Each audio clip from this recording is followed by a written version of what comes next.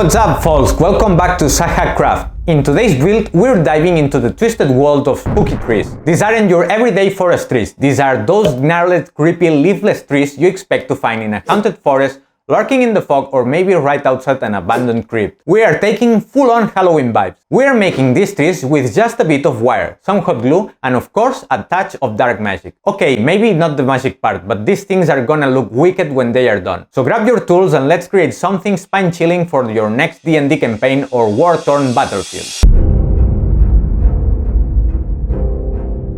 Let's get started. The first step is to cut wire strips about 50 or 60 centimeters long. You can also use pipe cleaners, which are much easier to handle and can be shaped by hand. However, I wasn't too convinced by this method because I prefer the weight and sturdiness of wire, even though it's more tedious to work with. We will use at least 5 or 6 strips per tree and fold them in half. Using a stick and some pliers, we will twist the wires together to form the trunk.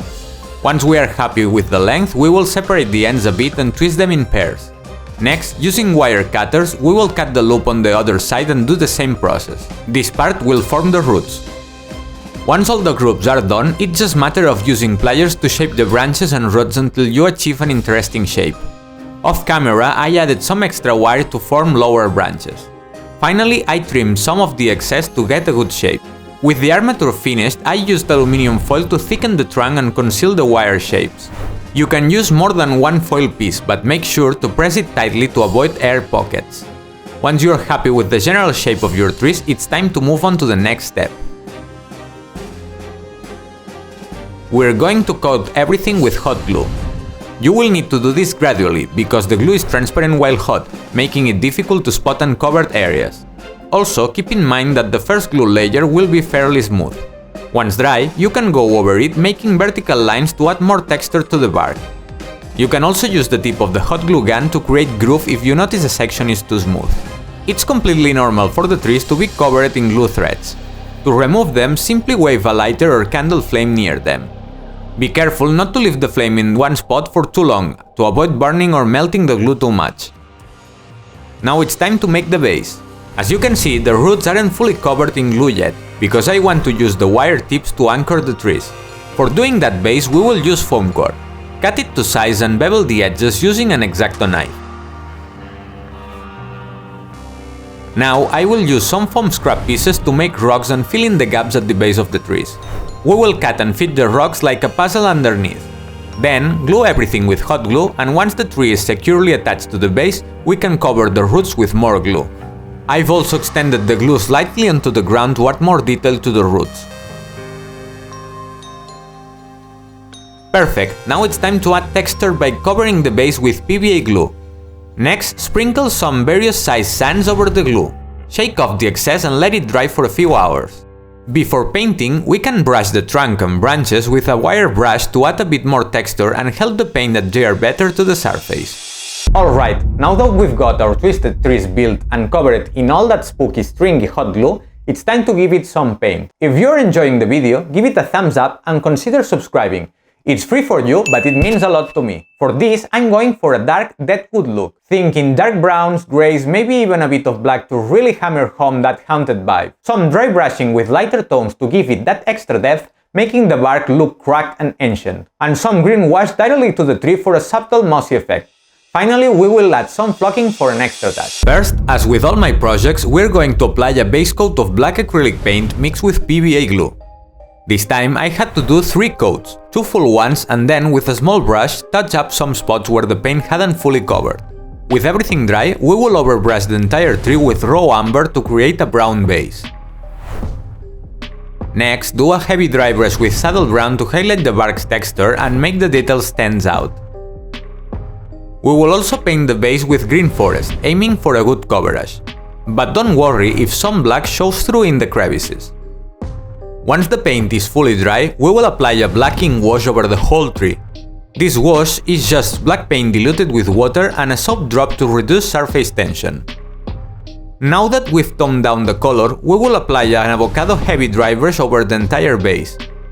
Don't worry if you get a bit on the roots, it's even better as it gives the appearance of moss or lichen. Next, do a light dry brush with fawn over the wood to further enhance the bark's textures and add depth. We will also touch up the rocks on the base with some grey. Since we painted them earlier with some brown and green, they will have a nice undertone. First, cover the base with PVA glue, spreading it with an old brush. I sprinkled some rooibos over the top, but you can use tea or any dried herbs you have on hand for added variety. Then, using an applicator or a small sieve, we will apply static grass. Shake off the excess and let it dry. To give it an old and overgrown look, we will prepare some moss. For this, I mix different colors sponge foliage with PVA glue and a few water drops. Now carefully apply it to the trunk and branches. Don't worry about the glue, it won't be visible once dry. Try to place this mix organically, avoiding the mistake of spreading it evenly, as nature doesn't work that way. Finally, I'm going to add some flowers and tufts. Grab them with tweezers, put a drop of superglue and place them in position. I should mention that some accelerant would have been helpful here. We continue placing flowers here and there to increase the level of detail on the bases. And with that final touch, I think we are done. Now it's time to check out some cool shots of the finished pieces.